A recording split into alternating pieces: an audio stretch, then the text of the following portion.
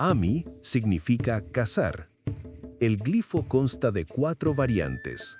La primera variante se compone de una punta triangular de flecha, cuyo cuerpo está conformado por agua.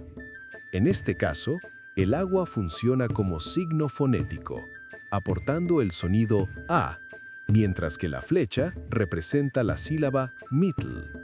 Al combinar ambos elementos fonéticos, se obtiene la palabra ami, cuyo significado es cazar.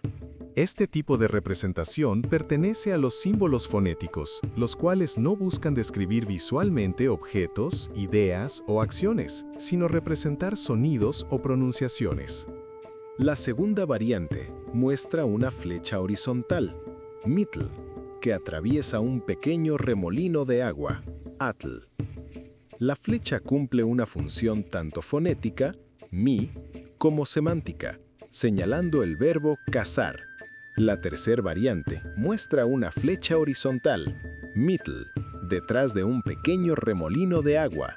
La cuarta variante se compone de una flecha vertical atravesando el signo del agua. Ami significa cazar.